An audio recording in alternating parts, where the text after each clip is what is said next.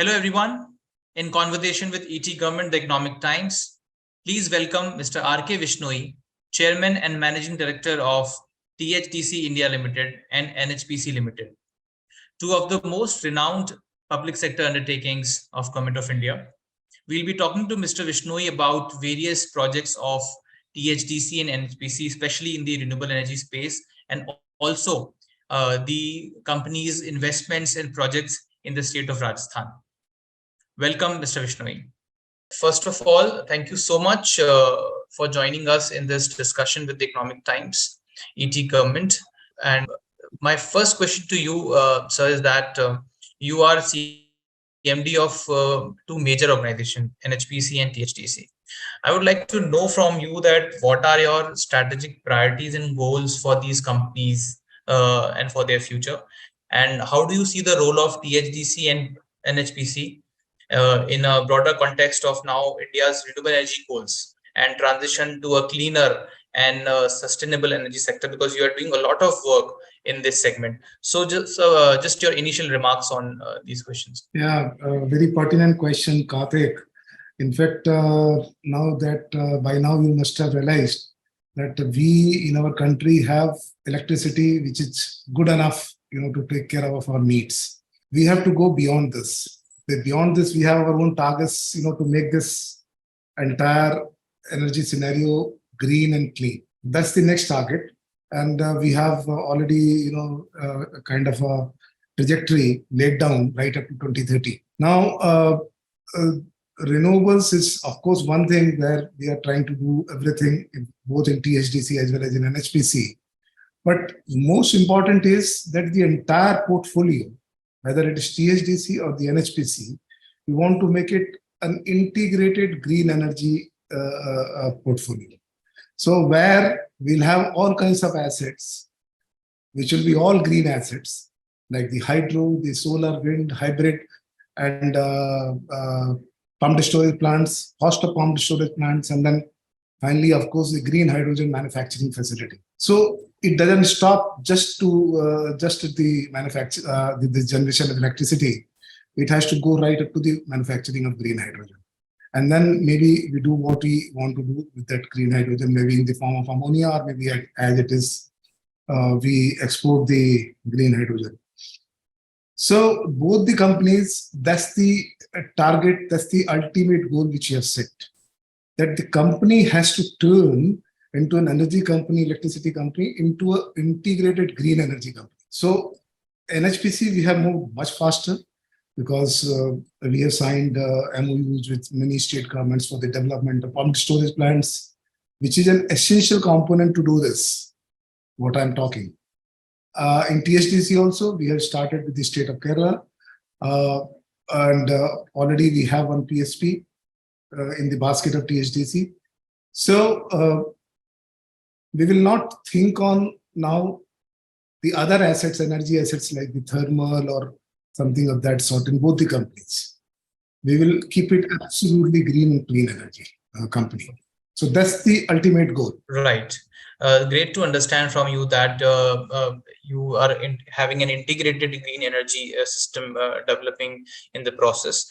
Great to understand that. So I would also like to know about some insights on your collaborative efforts and your partnerships of both THDC and NHPC, especially in the renewable energy development sector, and also specifically in Rajasthan, if you just throw some light on, and kindly provide us some update on your latest RE projects in Rajasthan, be it of THDC or NHPC. Rajasthan, from the THDC side, we already have a company, which is a joint venture company with Government of Rajasthan in place, which is mandated to develop 10,000 megawatt of solar power there. Maybe part of it could be wind also, but that won't be substantial. Mostly it will be solar. Now there we have started with, in the first phase, 2,000 megawatt. There were initially a lot of challenges, during the incorporation of the company, and then completing all kinds of compliances and formalities. But then now everything is well in place. We have already gone ahead for 2,000 megawatt development in Bikaner and Jaisalmer. So this is to start with for THDC. From NHPC, we already have one or two plants there which are operating, and then there are plants which are in the pipeline, which have been awarded, and then we are waiting for their completion. From NHPC side, Rajasthan, yes, we have issued one 3 gigawatt tender. That is the land is not specified there, but it could be anywhere, including Rajasthan and Gujarat. So how much it will come in Rajasthan, that is not yet known, depends on the bidders. But PHDC, yes, 10,000 is specifically exclusive only for Rajasthan. Okay, so you have a broader vision. Both the organizations have broader vision and objectives in RE sector. So kindly explain to us that how your RE investment in the state of Rajasthan, how are they well aligned with the company's broader vision for RE sector, and how will they boost company's vision in this sector? Karthik, and let me tell you, because having been in the business of hydro projects for so many years, RE business as such is not very profitable. It gives good return, but it doesn't give a very good return. There are risks which outweigh the return, which kind of return which we have. And the reason is, of course, the cutthroat competition in the sector and all of those problems, because limitations on the manufacturing part, and then import issues, restrictions. So we don't look at RE development from the only from the commercial point of view. But solar development is essentially required just to attain the goal which I just told you in the beginning. Because unless I have solar, I don't have 100% green energy, daytime energy, which I can use around the clock. So we need energy, which may not give us commercially a good return. But then finally, during the peak hours, the same energy can fetch us a good return when we convert that into a separate product, like maybe the RTC or maybe the peak hour, capacity.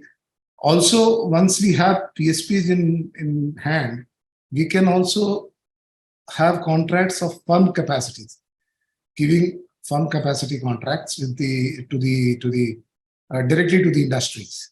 Like someone can contract for 500 megawatt PSP, 500 megawatt round the clock capacity, not the energy. So 500 megawatt capacity at his disposal, he can use it as and when he wants. Otherwise, whenever he is not using, we'll use it for some other purpose. So we are working several products on that. But for everything, this is essentially required. Right. So what kind of outcomes you expect from these projects, investments in RE sector? I think the first thing is that is going to make, as I told you, it is going to agitate the entire energy scenario of the country. That is one. Because when you're talking about such big capacity getting hooked up with the grid, it's going to agitate. The one important outcome would be that it'll be sometimes beyond the capacity of the human competence to handle all those variables that time. There'll be thousands of plants feeding electricity, and then how to coordinate with all of those plants, that to different types of plants and that to different types of products. So we have started talking to the software firms like Microsoft and others to use artificial intelligence here. That's the most important thing which has to come in now in this sector. Because unless we have the artificial intelligence, where we have clearly laid down all kinds of things and then leave it to the machine to decide, it'll be very difficult to handle that scenario 3 years, 4 years down the line.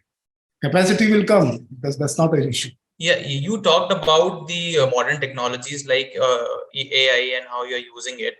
I want to understand from you that what is the focus on leveraging such technologies, such innovative technologies and practices, and does it help in enhancing any efficiency and also the sustainability part, which is very important in this segment?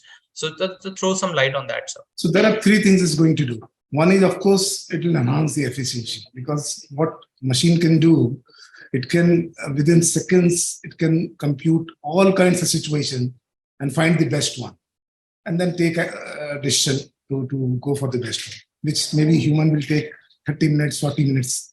Now, that is the first thing. It will enhance the efficiency. Second is grid security, because you have to respond sometimes in minutes, less than a minute, in seconds. When so many assets will come and get hooked up, the time is not there. You have to respond in a very, very short time, and that is possible only through AI. So the second is the grid security, and of course, third is the safety of the plants, because once AI is in place, each developer will have the commensurate installation at his plant, to acquire the data of the AI from the grid operator, and then accordingly modify the plant operation. So there are three things which we are looking for in this.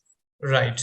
I also want to understand you that how do you envision the future growth trajectory of the organizations that you head, and in terms of expanding the maybe RE portfolio or geographic footprint, or the overall, as you said, that you are looking towards having an integrated green ecosystem. So what is the future growth trajectory you see? We want to, from THDC side, let me tell you first that the PSP would be our main portfolio, because we are the only organization who has the experience of developing PSP and operating PSP. Now, from NHPC side, we are paying a lot of attention to floating solar also, because land availability is becoming a problem. So we are targeting water bodies, and accordingly we are entering into MOUs with the states for development of floating solar. And the state of Madhya Pradesh is the first one where we have made a kill there on this, and UP also is going to be the next. So that's where we are trying to focus the areas which have remained unattended so far. So floating solar so far has not been developed in the country to a large extent. So this will harness. From THDC side, one more area, that is offshore wind, because once we establish our establishments in Kerala, we are looking for development of offshore wind also. There is a policy guideline which is in the making at the government level.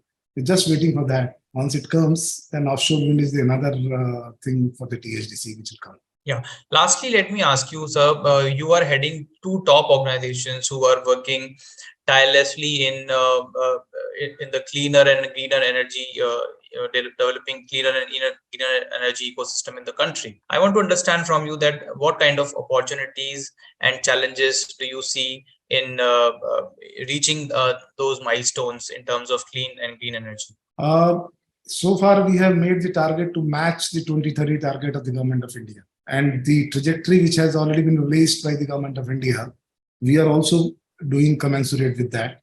And proportionately, the development and the actions which what we are taking, particularly from NHPC side, because it's a bigger organization, we understand a greater responsibility, to have a bigger share of that development of the target which has been set by the government.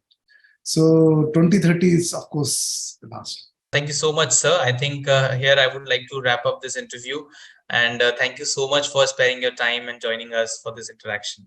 Thanks, Karthik. Thank you very much. Thank you.